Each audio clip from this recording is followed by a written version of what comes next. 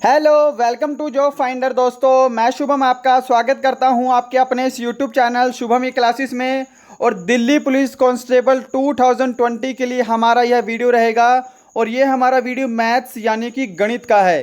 बहुत ज़्यादा इंपॉर्टेंट आपके लिए यह वीडियो रहने वाला है। आपको पता है आपके एग्ज़ाम में गणित के पूरे 15 प्रश्न आएंगे और ये 15 प्रश्नों का पूरा आपका कंप्लीट मॉडल पेपर है। और ये मॉडल पेपर इसलिए इम्पॉर्टेंट है क्योंकि इसके अंदर जितने भी 15 प्रश्न हैं सभी आपके एसएससी के एग्ज़ाम में बार बार रिपीट हुए हैं। क्योंकि आप सभी को पता है आपका एग्ज़ाम एसएससी ले रहा है, तो एसएससी के प्रीवियस ईयर में पूछे गए प्रश्न आपके लिए बहुत ज़्यादा इंपॉर्टेंट होने वाले हैं। और यहाँ पर जो मैंने 15 प्रश्न ऐड किए हैं ये आपके हर एक चैप्टर से एक एक प्रश्न लिया है, और वो भी एसएससी के प्रीवियस ईयर का। राइट, एक क्वेश्चन नंबर सिस्टम का मिलेगा, एक क्वेश्चन परसेंटेज का, एक क्वेश्चन प्रॉफिट एंड लॉस का, एक क्वेश्चन चक्रवृद्धि ब्याज का। ऐसे ही करते करते आपके पूरे 15 क्वेश्चन मैंने अरेंज किए हैं। तो उम्मीद करूंगा सेशन आपको हेल्पफुल लगेगा और आप यकीन माने कि आपके एग्जाम में बिल्कुल इसी लेवल के प्रश्न पूछे जाएंगे। चलिए अपना सेशन शुरू करते हैं। तो पहला प्रश्न आपके सामने स्क्रीन पर है। यदि आप कॉपी पेन लेकर इसको खुद सॉल्व करेंगे तो आपके लिए ज़्यादा बेटर होगा। आपका ये मॉडल पेपर चल रहा है एक तरह से। राइट, तो पहला प्रश्न है 60 तथा 80 के बीच आने वाली सभी अभाज्य संख्याओं का योग कितना है। तो आप चाहो तो इसको पहले खुद से सॉल्व कर सकते हो हमारे इस वीडियो को रोक कर। राइट, तो देखो सबसे पहले आपको अभाज्य संख्याएं पता होनी चाहिए कि अभाज्य संख्याएं क्या होती हैं। अभाज्य संख्याएं वे संख्याएं होती हैं जो सिर्फ खुद पर या फिर एक पर भाग होती हैं।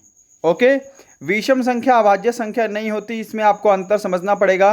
क्योंकि विषम संख्या 9 होती है, जैसे एग्जांपल दे रहा हूँ 9 विषम संख्या है, बट 9 जो है वो 3 से भी भाग होती है, इसलिए ये अभाज्य संख्या नहीं होती है ना।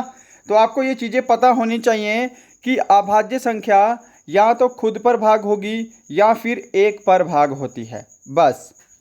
तो 60 से 80 के बीच में अभाज्य संख्या और उनका योग बताना है। तो आपको पता होना चाहिए पहली अभाज्य संख्या कौन सी होगी, वो होगी 61। नेक्स्ट जो अभाज्य संख्या होगी वो होगी आपकी यहाँ पे 67। नेक्स्ट अभाज्य संख्या आपकी कौन सी होगी, 71। नेक्स्ट अभाज्य संख्या आपकी कौन सी होगी, 73। और जो लास्ट होगी वो होगी आपकी 79। तो यही अभाज्य संख्याएं होंगी आपकी 60 से 80 के बीच में। राइट, अब इनका आपसे जोड़ बोला है तो इसको जोड़ लेते हैं फटाफट से। 9 और 3 कितने होते हैं, 12। 12 और 1 13। 13 और 7 20। 20 और 1 21। तो देखो यहाँ पे आपका एक आ रहा है ना यूनिट डिजिट लास्ट का। और आपको पता है इन चारों ऑप्शनों में से सिर्फ ऑप्शन सी ही ऐसा है जिसके लास्ट में 1 है। तो आप पूरा क्वेश्चन को सॉल्व किए बिना, पूरी कैलकुलेशन किए बिना भी आंसर सीधा लगा सकते थे, 351। ठीक है जी, तो यहाँ पे ऑप्शन सी आपका करेक्ट आंसर होगा। यदि किसी दो ऑप्शन में एक दिया होता लास्ट में, तब आपको ये पूरा जोड़कर सोल्व करना पड़ता। ठीक है, इसको जोड़ने के बाद आपका कितना आएगा, 351 आएगा। तो ये छोटी छोटी कॉमन सेंस होती है, इसको एग्जाम में यूज़ कर लिया करो।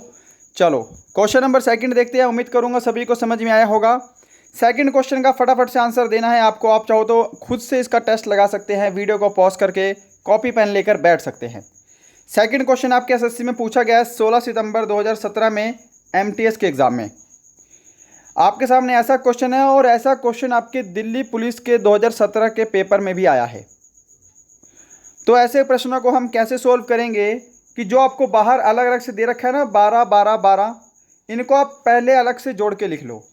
तो 12 3 बार है तो 12 तिया कितना होगा, 36 होगा, प्लस और जो लास्ट में अब आपका बच गया 1/2 फ्रैक्शन वाली संख्याएं, 1/3 और 1/6, इनको आप अलग से सोल्व कर लो। इनको सोल्व करने के बाद आपको 36 में वो जोड़ देना है जो भी आएगा, और वो आपका करेक्ट आंसर हो जाएगा, है ना। तो देखो इनका एलसीएम लेंगे हम पहले। तो इनका एलसीएम आपको पता है 6 है, 2 तिया 6, ऊपर 1 है तो कोई दिक्कत नहीं है, 3 दूनी 6 और 6 एकम 6। उम्मीद करूंगा एलसीएम सभी को लेना आता होगा। तो ऊपर 6/6 बन गया, इसको हम कैंसिल करेंगे तो 6 एकम 6 यानी कि 1 आएगा। अब इस 36 में आपको क्या करना है, 1 जोड़ देना है। तो यहाँ पे 37 आपका बिल्कुल करेक्ट आंसर होगा। ये आपको ध्यान रखना है, ऑप्शन बी यदि आप टेस्ट लगा रहे हैं और आपने ऑप्शन बी को चूज़ किया है तो आपका आंसर बिल्कुल सही है।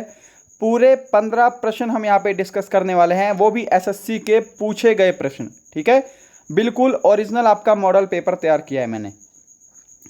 क्वेश्चन नंबर 3 देखो, यहाँ पे फटाफट से इसको सोल्व करेंगे कि यदि x बटे वाई, बताने की जरूरत नहीं है, यहाँ पे आपके सामने क्वेश्चन है, मैं डायरेक्ट आपको सॉल्यूशन बताने जा रहा हूँ। राइट, तो देखो आपको ये पता होना चाहिए कि x यहाँ पे आपको y दे रखा है, ये आपको दे रखा है 4 और यहाँ पे आपको दे रखा है 5। तो यहाँ पर कुछ लोग क्या करते हैं, क्रॉस मल्टीप्लाई कर देते हैं। ठीक है, गलत है। y के सामने जो 5 है ये y की ही वैल्यू है और x के सामने ये 4 है, ये x की ही वैल्यू है।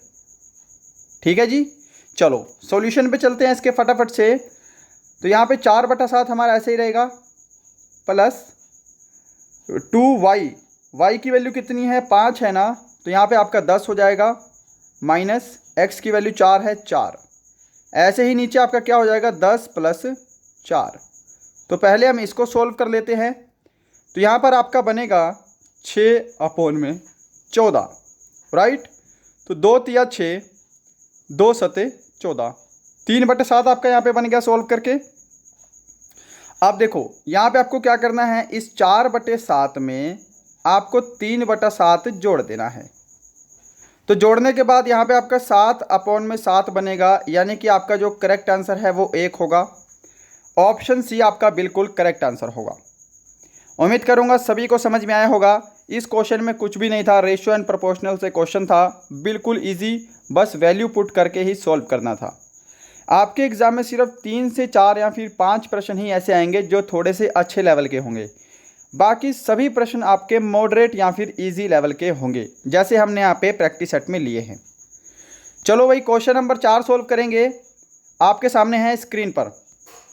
तो आप चाहो तो अपना खुद का टेस्ट लगा सकते हो, यदि आपको नहीं लगाना तो आप वीडियो को कंप्लीट देखना, जिससे आपको आइडिया लग सके कि एसएससी किस टाइप के क्वेश्चन पूछता है। तो इस क्वेश्चन को करने के लिए मैं आपको पहले एक छोटा सा बेसिक समझाना चाहूँगा कि यदि हमारे पास कोई दो संख्याएं हैं m और m, और इनकी पावर आपको n और l दे रखी है।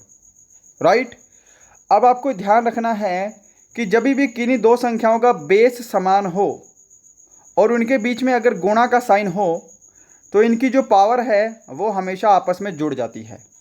तो इसको हम इकट्ठे क्या लिख सकते हैं, m की पावर n + l। क्या ये चीज़ सभी को समझ में आई है? यही यहाँ पर इस कॉन्सेप्ट में यूज़ होगा, इस प्रश्न में कॉन्सेप्ट यूज़ होगा। राइट, तो इसको सॉल्व करते हैं। उम्मीद करूँगा ये कॉन्सेप्ट आपको समझ में आया होगा। ये घातांक और करने का क्वेश्चन है आपका, जिसको इंग्लिश में सर्ट्स एंड इंडिसेस बोलते हैं। तो देखो जी, यहाँ पे आपका 3 की पावर 10 गुणा, अब आपको 27 दे रखा है। यहाँ पे 27 को मैं 3 की पावर 3 लिख सकता हूँ, है ना, क्योंकि मेरे को बेस सेम करना है यहाँ पे। तो यहाँ पे आप इसको 3 की पावर 3 और इसकी पावर 2 आप ऐसे लिख सकते हो उसको, क्योंकि 27 के ऊपर 2 भी है। फिर आपको पता होना चाहिए कि ये जो 3 है ये आपस में यहाँ पे गुणा हो जाते हैं। जो पावर है, पावर के ऊपर पावर भी आपस में मल्टीप्लाई हो जाती है। तो ये ओवरऑल कितना बनेगा आपका, ये आपका बनेगा 3 की पावर 6। क्या इतना स्टेप सभी को समझ में आ गया? अब देखो इज इक्वल टू, अब यहाँ पे मेरे को बेस सेम करना है दोनों जगह। ठीक है, तो यहाँ पे 9 है तो इसको मैं 3 की पावर 2 लिख सकता हूँ, क्योंकि 3 का स्क्वायर 9 होता है। तो देखो भाई 3 की पावर 2 और इसकी पावर फिर से 2 है, तो ये आपस में फिर से गुणा हो जाएगा, है ना। तो डायरेक्ट लिखते हैं यहाँ पे 3 की पावर 4 गुणा 3 की पावर n। हमको इस n की वैल्यू निकालनी है। तो क्या इतना मैंने क्वेश्चन सोल्व किया है, सभी को समझ में आया है ना? मैं उम्मीद करूँगा सभी को समझ में आ रहा होगा। अब देखो यहाँ पे आपका बनेगा 3 की पावर 16, 10 और 6 16, क्योंकि बेस सेम है और बीच में गुणा का साइन है। राइट, तो 3 की पावर 16 बराबर यहाँ पे 3 की पावर 4 + n। अब इस इन n की वैल्यू आपको बतानी है क्या होनी चाहिए। तो देखो जी, अगर मैं n को 12 लिख दूं तो 12 और 4 कितने हो जाएंगे, 16 हो जाएंगे, और यहाँ पर भी आपका 16 है। राइट, तो n का मान क्या आएगा, यहाँ से आपका 12 आएगा। ऑप्शन बी बिल्कुल करेक्ट आंसर होगा। बढ़ते हैं नेक्स्ट क्वेश्चन पे। क्वेश्चन नंबर 5 है आपके सामने स्क्रीन पर कि 24, 40 तथा 120 का महत्तम समापवर्तक यानी कि HCF ज्ञात करना है। और ये क्वेश्चन मैं आपको सोल्व नहीं करवाने वाला, इस क्वेश्चन को मैं आपको होमवर्क का क्वेश्चन दे रहा हूँ, क्योंकि ये क्वेश्चन बहुत ही ईजी है और एक क्वेश्चन आपके एग्जाम में ये 100% पूछा जाएगा इस टाइप से। ठीक है, तो इसका आंसर मुझे आप कमेंट बॉक्स में दे देना, इसको मैं सोल्व नहीं कराऊंगा इतना बेसिक क्वेश्चन। क्वेश्चन नंबर 6 देखेंगे, आपके सामने स्क्रीन पर है, जल्दी से आप आंसर दे सकते हैं इसका। किसी संख्या का 32% उसी संख्या के 17% से 120 अधिक है, संख्या का मान क्या है? और ये वाला क्वेश्चन देखो आप एसएससी के कितने बार एग्जाम में आया है, 2012 में, 2013 में, 2015 और 2017 में भी आया है। तो जरूरी नहीं कि आपके एग्जाम में भी यही क्वेश्चन आएगा, बट ये सभी के सभी एक्सपेक्टेड क्वेश्चन है। अगर ऐसा क्वेश्चन नहीं आया तो सेम लैंग्वेज का क्वेश्चन आपके एग्जाम में पूछा जाएगा। आपको ये तो पता होना चाहिए कि एसएससी क्या क्वेश्चन पूछ रही है, अपडेटेड क्वेश्चन आपको सभी पता होने चाहिए, है ना। तो इसीलिए मैं आपके लिए सीरीज़ लेकर आया हूँ, पूरे 15 प्रश्नों के हम मॉडल पेपर करेंगे गणित के, और सिर्फ एसएससी के पूछे हुए प्रश्न डिस्कस करेंगे। तो देखो, संख्या का मान हमको निकालना है। यदि मैं उस संख्या को x मान लूँ तो इसको हम कैसे लिख सकते हैं, x का 32%, 32/100, राइट। तो इसको मैं पूरे को 32x/100 भी लिख सकता हूँ, है ना। और उसी संख्या के यानी कि x के 17% के, तो इसको मैं 17x/100 लिख सकता हूँ। और इनके बीच का जो अंतर है वो 120 दे रखा है, ये इससे 120 अधिक है। क्या ये स्टेप सभी को समझ में आया मैंने यहाँ पे क्या किया? अब देखो, नीचे अगर बेस सेम है तो इनका जो एलसीएम है वो 100 ही आ जाएगा, है ना। और ऊपर 32x में 17x घट जाएगा तो यहाँ पे कितना बचेगा, 12 में 7 गए 5, यहाँ पे आपका बचेगा 15x, बराबर आपके 120 दे रखा है। अब आप सभी को पता है इसके बाद क्या होगा कि ये जो 100 है यहाँ से इधर जाके 120 में गुणा हो जाएगा। ओके, तो यहाँ पर मैं इस 100 को कैंसिल करके सीधा यहाँ पे 2 जीरो लिख देता हूँ और मल्टीप्लाई मैंने यहाँ पे कर दिया। अब हमको x की वैल्यू निकालनी है क्योंकि वो संख्या हमने x मानी है। 15 को कैंसिल करेंगे, 15 8 120, यहाँ पे 2 जीरो और आ गई, तो x का मान कितना आ गया, यहाँ से 800 आ गया। ऑप्शन डी जो है हमारे इस प्रश्न का बिल्कुल करेक्ट आंसर होगा, राइट। चलो क्वेश्चन नंबर 7 पे चलते हैं, उम्मीद करूंगा सभी को समझ में आ रहा होगा। क्वेश्चन नंबर 7 आपके सामने इस तरह से है और ये क्वेश्चन बहुत इंपॉर्टेंट है। ये भी क्वेश्चन आप देख सकते हैं कि 2016 में ही 2 बार आ चुका है, फिर 2017 में भी आया है और 2013 में भी आया है। तो बहुत इंपॉर्टेंट क्वेश्चन है, हो सकता है आपके पास इस टाइप का क्वेश्चन आए, बस उनकी रकम जो है वो चेंज हो। तो क्वेश्चन क्या है कि एक दुकानदार अपने माल का 60% अधिक रखकर 25% छूट देता है। यदि क्रय मूल्य 1600 रुपये है तो बिक्री मूल्य क्या होगा? यानी कि माना मैंने उसका क्रय मूल्य 100 रुपये है, ठीक है। इसको थोड़ा सा मैं छोटा कर देता हूँ, 1 मिनट। ओके, तो अगर मैं क्रय मूल्य किसी का 100 मान लूँ तो उसका अंकित मूल्य 160 होगा, क्योंकि उसने अपने दाम का मूल्य 60% अधिक रखा है क्रय मूल्य से। क्या सभी को समझ में आया है स्टेप? अब 25% की छूट दे रहा है, तो 160 जो उसका अंकित मूल्य है इस पर वो 25% की छूट देगा, तो अब आपको 160 का 25% निकालना आना चाहिए। ये छोटी छोटी चीज़ें बताने का अब समय नहीं है ना। तो 160 का 25% आप 25 गुणा 100 करके भी निकाल सकते हो, ठीक है। तो ये मैं आपको बताऊंगा नहीं, अब मैं डायरेक्ट करने जा रहा हूँ। 160 का 25% होता है 40, तो यदि मैं इसमें से 40 घटा दूँ तो यहाँ पे आपका 120 बचता है।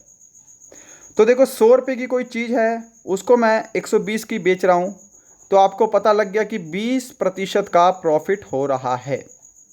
यानी कि उस वस्तु को बेचेंगे तो 20% का प्रॉफिट हो रहा है। मैंने इसको पहले प्रतिशत में सॉल्व कर लिया।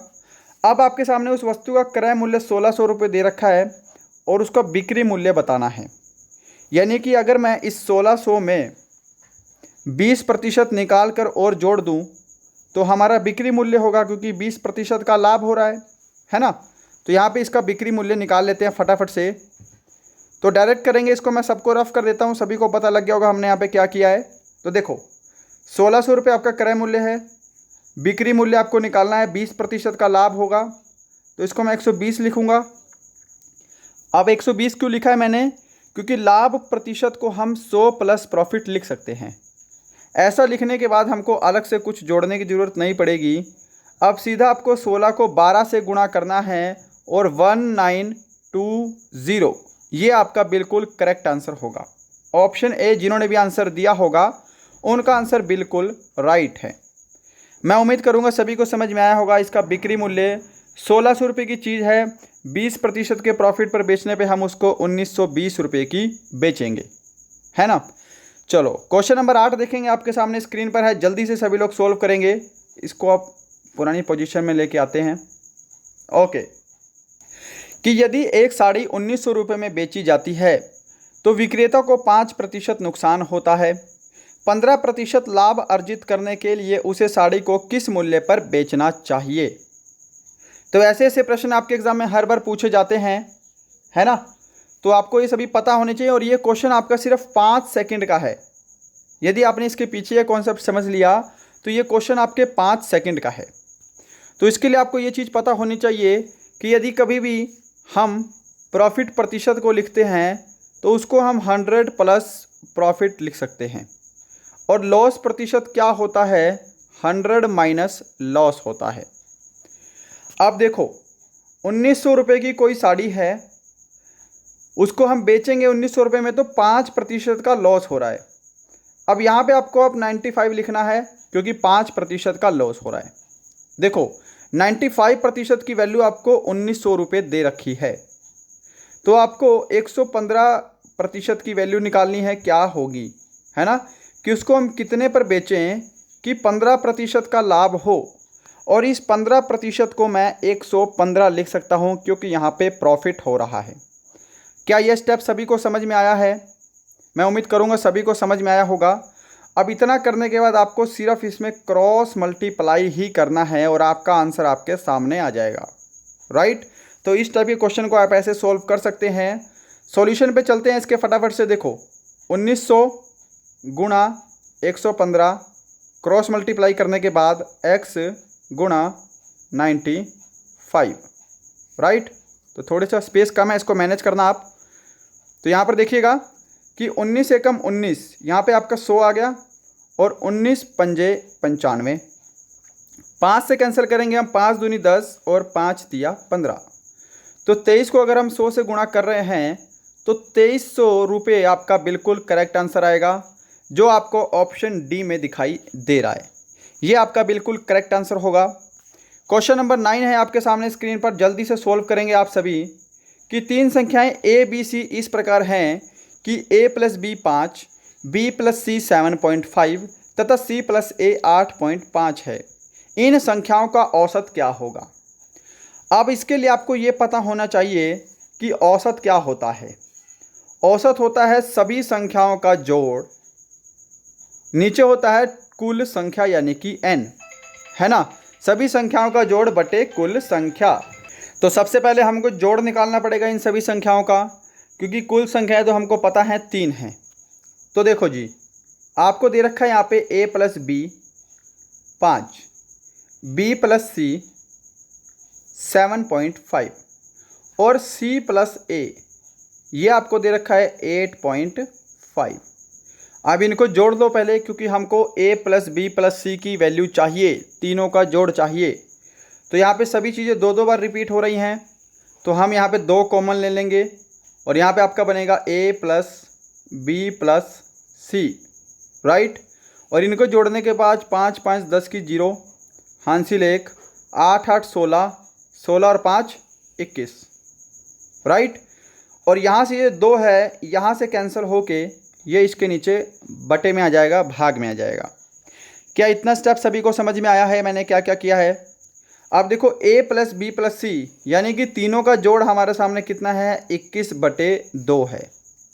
अब हमको क्या निकालना है? एवरेज निकालना है जी। और एवरेज क्या होता है?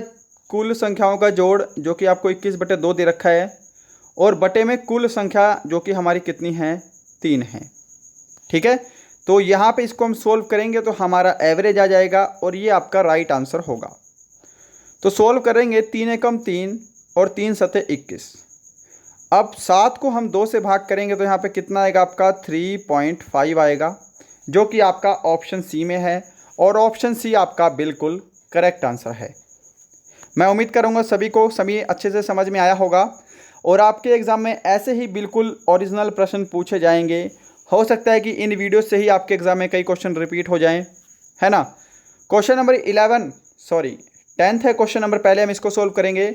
और देखिए इस क्वेश्चन में ना कुछ भी नहीं है, बट फिर भी कुछ लोग बिल्कुल सिली छोटी छोटी मिस्टेक करके गलत कर लेते हैं क्वेश्चन।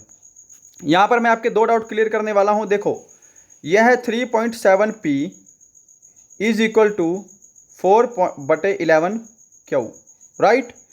अब इसको आप पहले क्रॉस मल्टीप्लाई करो। क्रॉस मल्टीप्लाई करने के बाद ये 33p हो गया। यहाँ पे आपका आएगा 7 चौके 28 क्यू। अब कुछ लोग क्या कहते हैं, यहाँ पे तो आपका ऑप्शन ही सी आंसर होगा, इसमें तो कोई डाउट है ही नहीं, है ना। पी और क्यू की वैल्यू निकालनी है। बट यहाँ पे अगर आपके ऑप्शन में 33:28 होता तो कुछ लोग इसको भी आंसर टिक कर देते।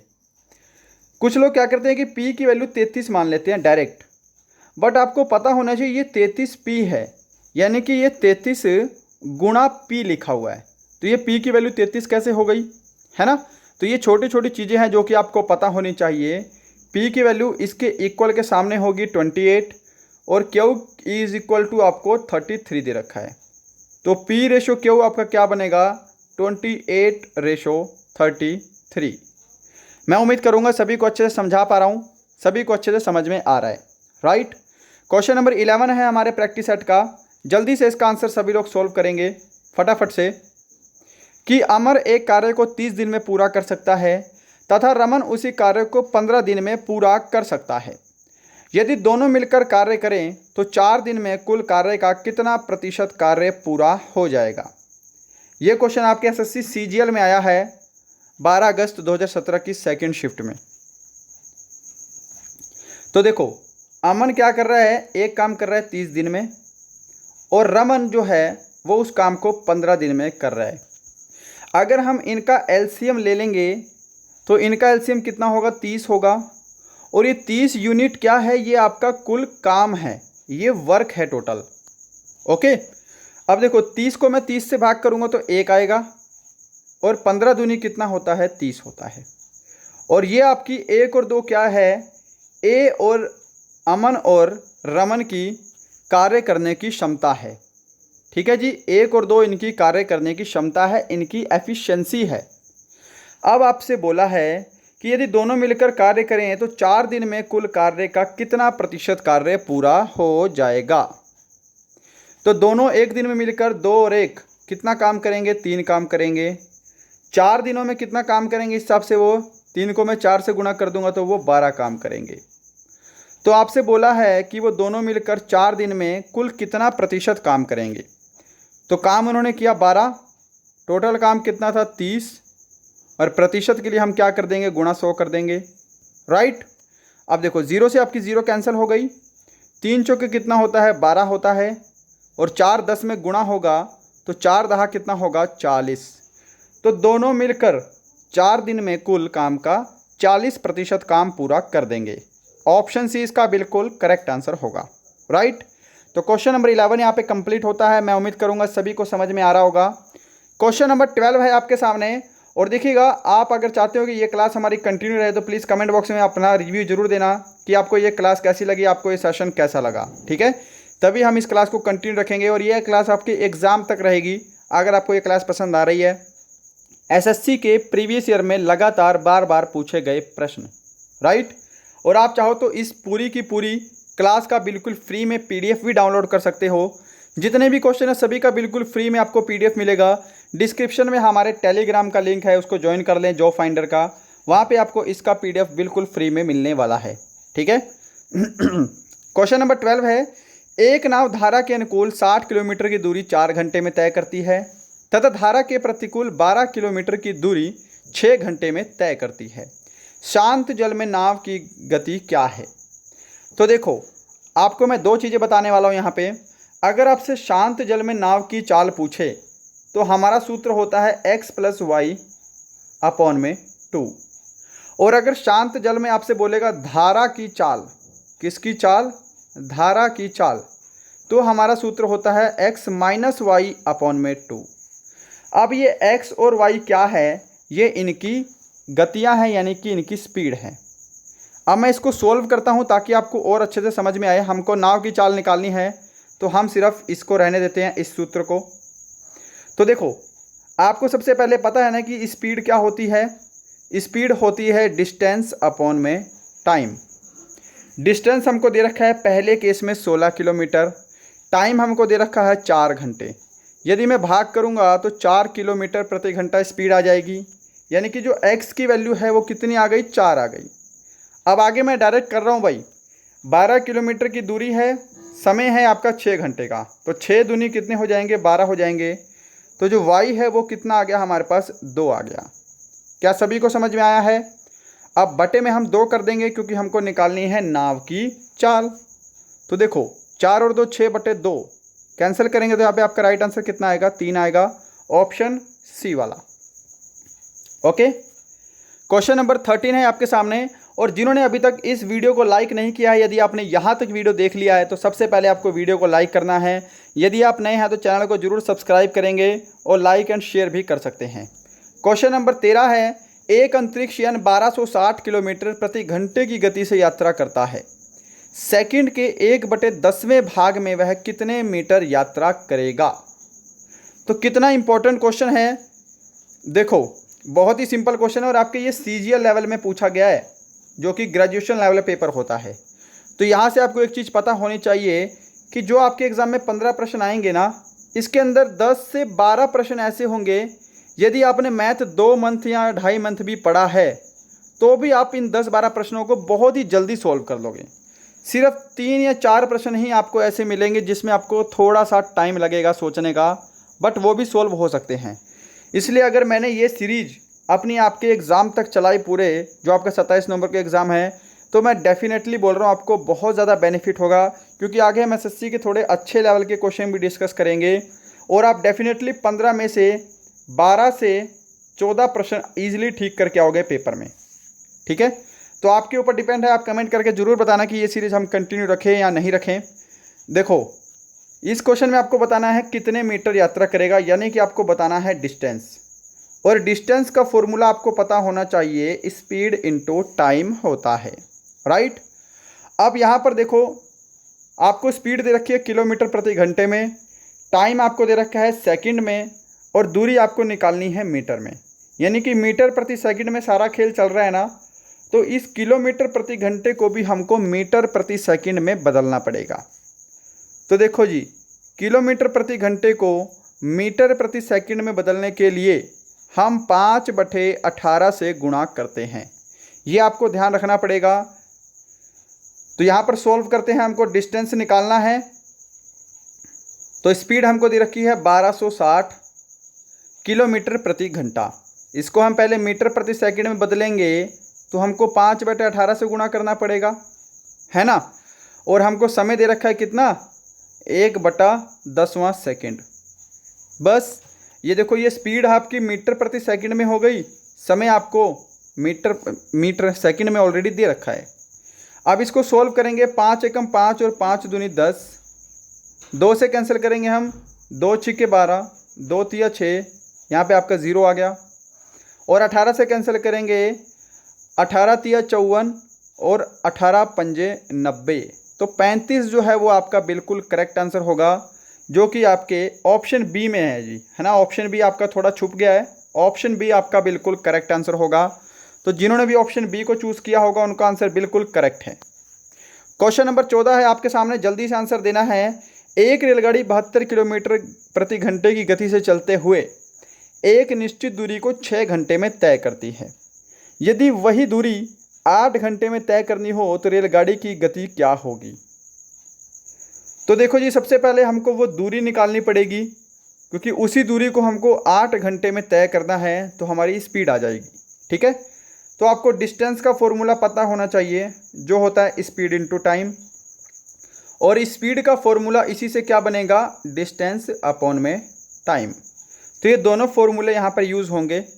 ठीक है, अब देखो, 72 किलोमीटर प्रति घंटे की गति से कोई रेलगाड़ी 6 घंटे में कितनी दूरी तय करेगी? तो 6 दूनी 12 का 2 हासिल 1, 6 7 42 और 1 43। तो यहाँ पे 432 किलोमीटर डिस्टेंस हमारा कितना आ गया? 432 किलोमीटर आ गया। अब 432 किलोमीटर हमको अब स्पीड निकालनी है कि 432 किलोमीटर यानी कि वही दूरी वो 8 घंटे में, तो डिस्टेंस अपॉन में टाइम 8 घंटे में। अब हमारे यहाँ से स्पीड आ जाएगी, सिंपल सी बात है, 8 पंजे 40 और 8 चौके 32। ऑप्शन बी बिल्कुल करेक्ट होगा। मैं उम्मीद करूँगा सभी को समझा पाया होगा अच्छे से। क्वेश्चन लास्ट है हमारा 15 और आपके 15 प्रश्नों का मॉडल पेपर आज यहाँ पे कंप्लीट होता है। बताना कि इस वीडियो के बाद आपका स्कोर कैसा था और आपको ये वीडियो कैसा लगा, ठीक है। अगर आप चाहते हैं कि सीरीज कंटिन्यू रहे तो आपके ऊपर डिपेंड है सारा कुछ। नेक्स्ट क्वेश्चन है 12% प्रति वर्ष की दर से 2 वर्षों के लिए अर्जित चक्रवृद्धि ब्याज 10,176 रुपये है। निवेश की गई राशि क्या है? तो इस प्रश्न को करने के बहुत सारे तरीके हैं, ठीक है। आप इसको बेसिक से भी कर सकते हो, बट मैं आपको दूसरे तरीके से सोल्व कराऊंगा, प्रिंसिपल और अमाउंट वाले रेशो से, ठीक है। अमाउंट आप सभी को पता होना चाहिए, मिश्रधन होता है, और मिश्रधन क्या होता है? ब्याज प्लस मूलधन, ठीक है। तो ये बेसिक सी चीज़ें हैं, आपको पता होनी चाहिए। तो इसको हम कैसे करने वाले हैं? प्रिंसिपल और अमाउंट वाले तरीके से करने वाले हैं। तो देखो जी, सबसे पहले कि 12% जो आपकी दर है ना, इसको आप क्या करो, फ्रैक्शन में लिख लो। 12% को मैं फ्रैक्शन में लूँगा तो 4 तिया 12 और नीचे आपका 25 आएगा, ठीक है। आपको मैं दूसरा तरीका बता रहा हूँ, ये तरीका बहुत अच्छा है। तो जो नीचे वाली संख्या है ना 25, जो भी आपकी आएगी वो आपका होगा प्रिंसिपल, 25 यानी कि मूलधन, और जो ऊपर जो भी आएगा वो आप 25 में जोड़ देंगे तो यहाँ पे कितना हो गया? 28 हो गया।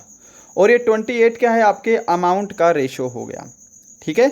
अब देखो, समय आपको 2 साल का दे रखा है तो हम क्या करेंगे, इस सभी का स्क्वायर कर देंगे। यदि आपको समय 3 साल का दिया होता तब हम इसकी क्यूब कर देते। तो स्क्वायर करने के बाद आपका 625 बनेगा।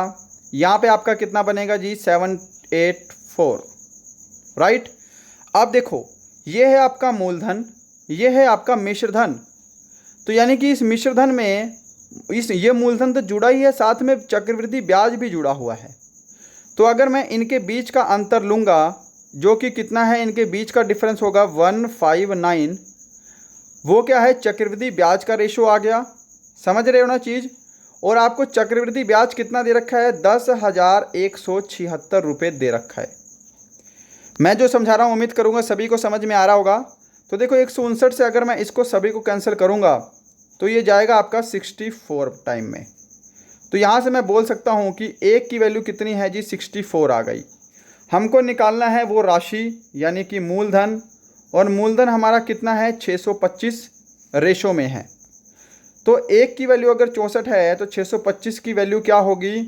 आपको क्या करना है इसके लिए? इस 625 को 64 से गुणा कर देना है, और 64 से गुणा करने के बाद ऑप्शन सी आपका बिल्कुल करेक्ट आंसर होगा, 40,000 रुपये।